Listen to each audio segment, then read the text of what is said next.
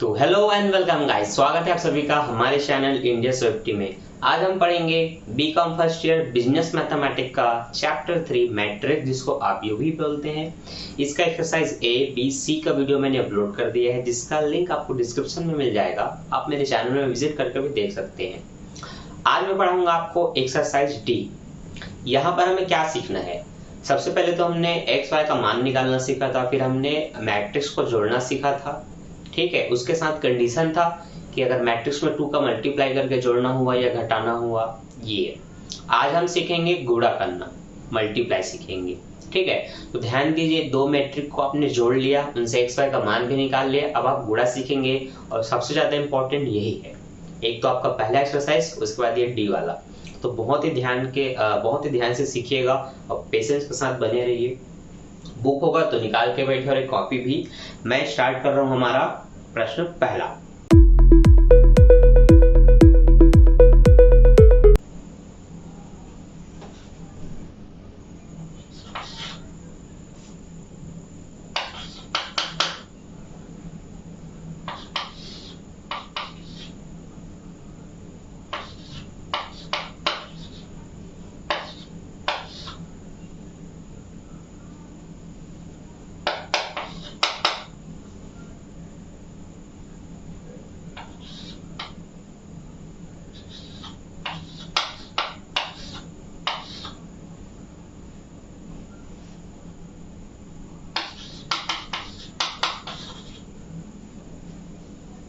तो प्रश्न पहला है, ए और बी का कुछ मान दिया है मैट्रिक्स के अंदर और बोला है ए बी ज्ञात कीजिए। जब भी ए बी को साथ में बस लिख दे, ना प्लस ना माइनस, और एक साथ बस लिख दे, इसका मतलब होता है मल्टीप्लाई।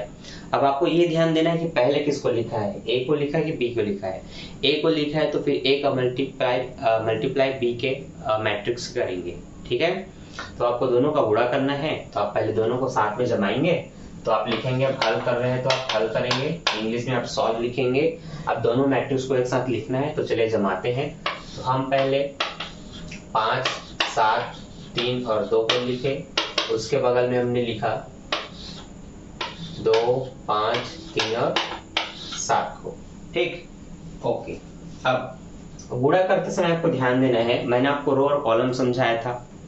जब हम ऐसे गिनती करते हैं ऐसे लाइन से, तो इनको हम रो बोलते हैं, लेकिन गिनती जब ऐसे की जाए सीधी सीधी, तो इसको हम कॉलम बोलते हैं। ठीक है, तो मैंने आपको कॉन्सेप्ट समझाया था।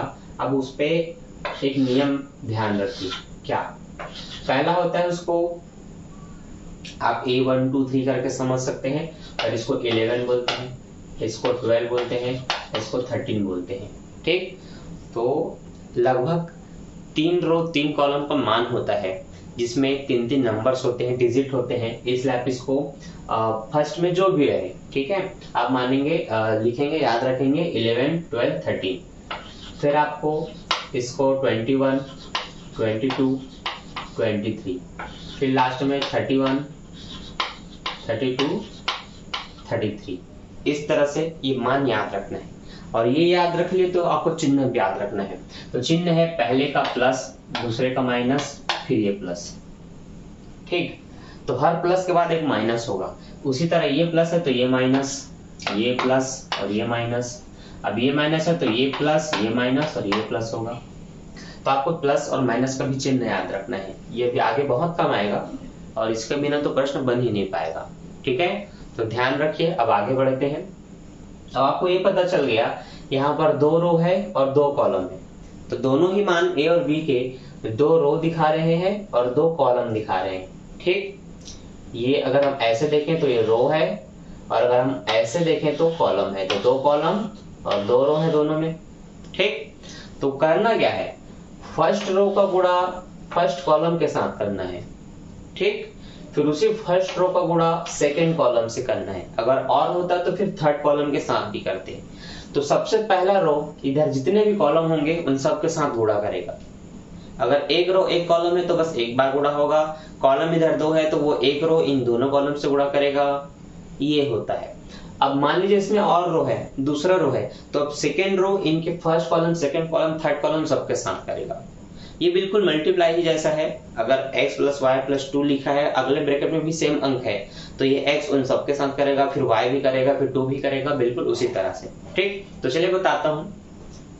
एक एक को बारीकी से मैं लिख करके बनाता हूँ ताकि आपको कोई भी डाउट ना रहे। अब आपको याद रखना है, रो गुणा करेगा कॉलम से, रो गुणा करेगा कॉलम से। तो पहले रो में है 5 और 7 और पहले कॉलम में है 2 और 5। तो पहला संख्या 2 से गुणा करेगा, फिर दूसरी संख्या जो 7 है वो इसके 5 से गुणा करेगा। ठीक है, तो चलिए हम स्टार्ट करते हैं।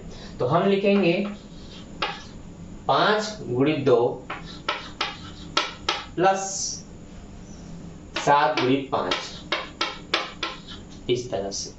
तो फर्स्ट रो फर्स्ट कॉलम हो गया। अब बीच में स्पेस देना है, गैप देना है। अब आपको फर्स्ट रो सेकंड कॉलम के साथ मल्टीप्लाई करना है। तो अब 5 का गुणा 3 से करेंगे, तो अब 5 गुणित 3 लिखेंगे प्लस 7 गुणित 7 लिखेंगे। समझ आया? तो इस तरह से लेकर के बनाना है, बहुत बड़ा भी नहीं और बहुत छोटा भी नहीं। आगे बढ़ते हैं। फर्स्ट रो का फर्स्ट कॉलम और फिर सेकंड कॉलम दोनों के साथ हो गया।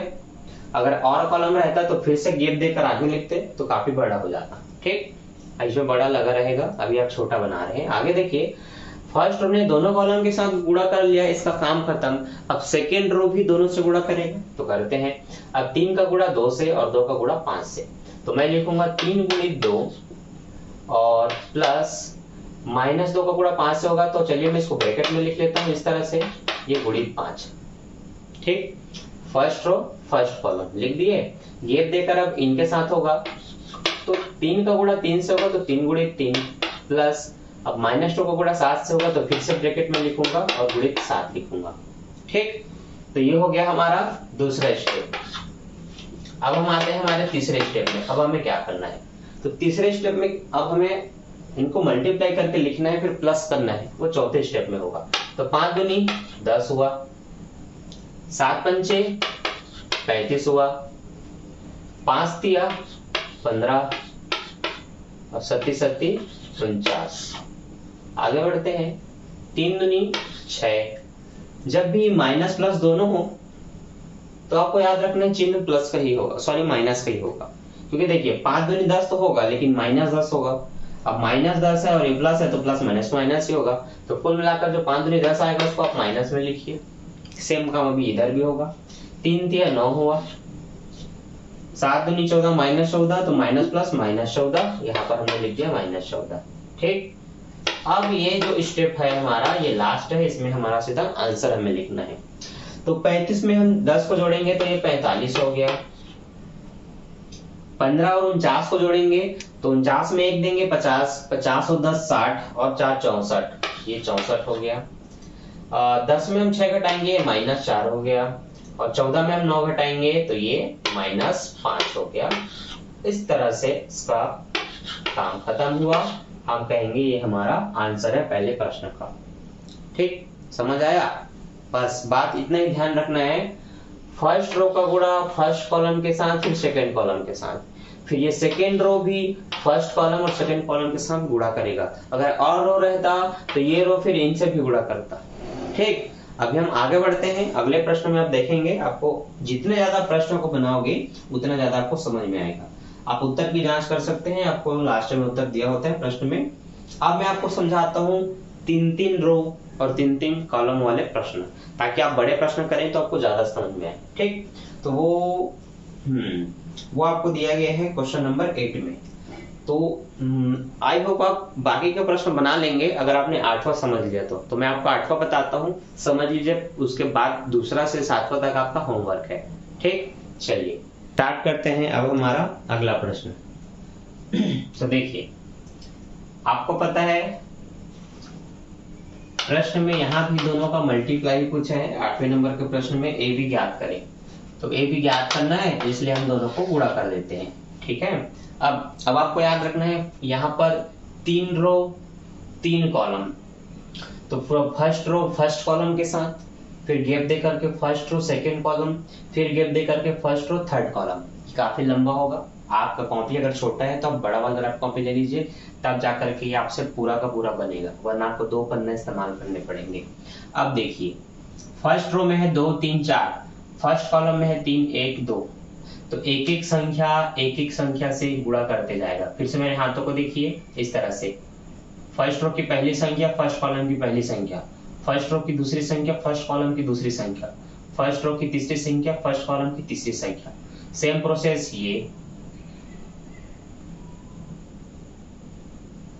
अब बनाता हूं सीधा, देखिए तो 2 और 3 का गुणा होगा तो 2 गुणित 3 प्लस 3 और 1 का होगा तो 3 गुणित 1, फिर 4 और 2 का होगा तो 4 गुणित 2। ठीक, अगर छोटा दिख रहा होगा तो हम जूम करेंगे। स्पेस दे देना है क्योंकि फर्स्ट कॉलम खत्म तो फर्स्ट और सेकंड कॉलम स्टार्ट होगा, तो थोड़ा स्पेस दे करके लिखेंगे। अब 2 और 3 का होगा तो 2 गुणित 3, 3 और 5 का होगा तो 3 गुणित 5, 4 और 3 का होगा तो 4 गुणित 3। स्पेस दे करके अब आगे लिखेंगे 2 और 2 का, 2 गुणित 2 प्लस 3 गुणित 4। बस आप भी इसी तरह से हाथ रख के बनाएंगे तो आपको कंफ्यूजन नहीं होगा, और आपने लगभग 3 बार प्रश्नों को बना लिया इसी प्रश्न को, तो आपको हैबिट हो जाएगा ऐसे प्रश्नों का, फिर आपसे गलती नहीं होगी। हाँ, गलती सिर्फ प्लस माइनस में हो सकता है, अगर किसी में प्लस माइनस लगा हो तो ये जम गया। ठीक, अब अपनी जानकारी के लिए ऐसे लाइन खींच सकते हैं कि इतना फर्स्ट कॉलम है, इतना फर्स्ट रो सेकंड कॉलम है, इतना फर्स्ट रो थर्ड कॉलम है। ठीक, तो ऐसे लगाना नहीं है, ये मैं समझाने के लिए बता रहा हूँ कि हमारा 3 अलग अलग हमने जमाया। अब अगला फर्स्ट रो तीनों से कर लिया गुणा, अब इसका कोई खेल नहीं, खत्म ये, आप इसको हाथ रख सकते हैं। अब इसका इनके साथ लाइन से, तो 1 का गुणा होगा 3 से, 0 का गुणा होगा 1 से,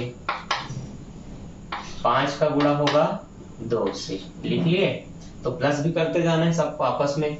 अब फर्स्ट रो फर्स्ट कॉलम हो गया तो फर्स्ट रो सेकंड कॉलम, तो हम लिखेंगे 1 का 3 से, 0 का 5 से,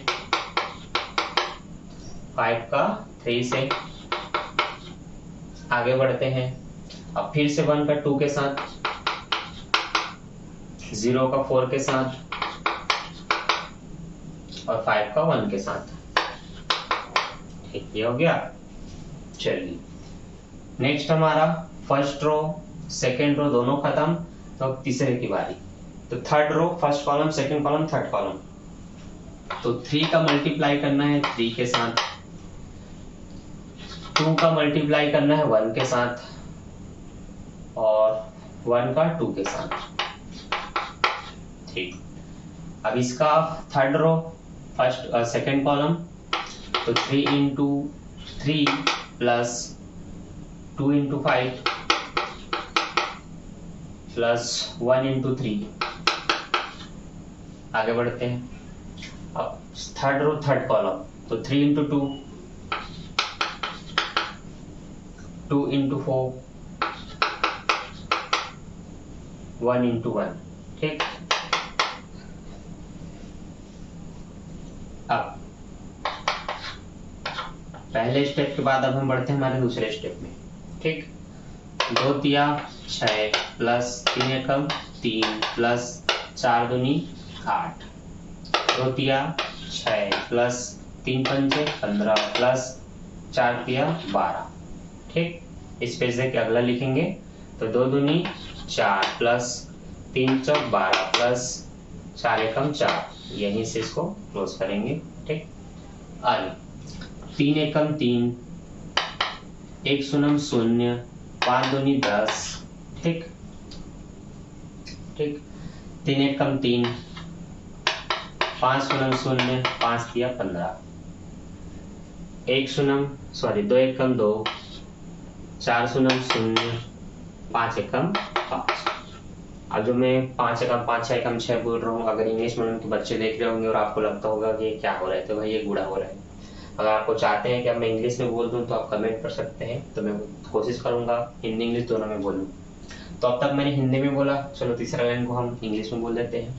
3 1 जा 3 होगा, 3 3 जा 9 होगा, 9 लिख लिए।